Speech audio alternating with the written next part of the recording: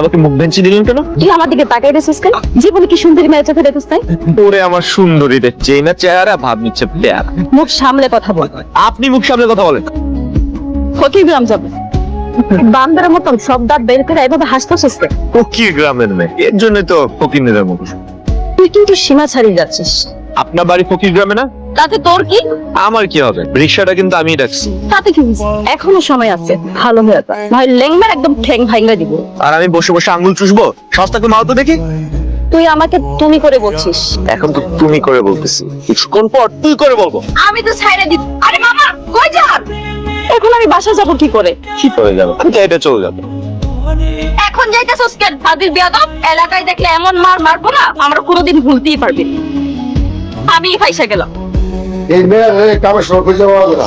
আর বলি গেল করে বলি খালুজান আমার ডাকতেছে। ডাক্তারছি তো একটা খুশির খবর আছে। কি খুশি খবর খালুজান? আবার আমার বেতনটা বাড়াই দিছেন, কি দরকার আছিল খালুজান? আরে তুই আসছ তোর বেতন নিয়ে ঢাকা শহর থেকে আজকে আমার মা চাঁদ নিয়ে আসতেছে। এই খবর তুই খুশি আসলে? খুশি হয়েছি তো, মেলা খুশি হয়েছি। ইউনিয়ন পরিষদে কাজ শেষ করে দুপুরে এসে একসাথে ভাত খাবো। এমন খবর হইল না কেউ খুশি হয়? সামনে পারে আমার কথা হইল না? আপনার মনে একটা কথা কইতাম। এত ঢং না করে বল কি বলবো। আপনার হাতটা একটু দিবেন? আমার হাত দিয়ে তুই কি করবি? দেন না। এই যে আমার এই রতনের জীবন আপনার হাতে ছাইড়া দিলাম। কি করছিস এসব? আমার হাতে ছেড়ে দিছিস মানে? রতনের যেন বিচার আচারে মায়ের দূর করে না হয়, তাহলে কিন্তু আমি অনেক কষ্ট পাবো। আচ্ছা বাবা ঠিক আছে, কান্না থামা। আরে চাঁদনি, তুমি কেমন আছো? জি আঙ্কেল, আমি ভালো আছি। আপনি কেমন আছেন? ভালো আছি বাবা। তুমি কখন আসলা? বিকেলের দিকে আসছি। তোমার বাবাকে যে দেখছি না, ঘরে তো খুঁজে পাচ্ছি না। বাবা তো বাসায় ছিল। ওই যে বাবা। আরে মেম্বার কি খবর? চেয়ারম্যান সাহেব, হ্যাঁ রও। একটা বিচার নিয়ে আসলাম। বিচার? কিসের বিচার?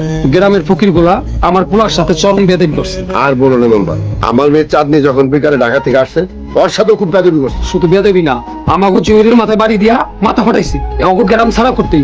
শোনো মেম্বার, তুমি আজকে সবাই জানে দাও, সব ফকিরে জানে দাও, আগামীকালকে আমার বাড়িতে বিচার, কঠিন বিচার দেবো। জি চেয়ারম্যান সাহেব। মেম্বার আসো। ভাইজান কি গাইতেছেন? দেখতে পাচ্ছ না কি হচ্ছে? আচার খাচ্ছি। তার মানে তো ঘটনা পুরাই সত্য। কি সত্যি ঘটনা বুঝলাম না তো।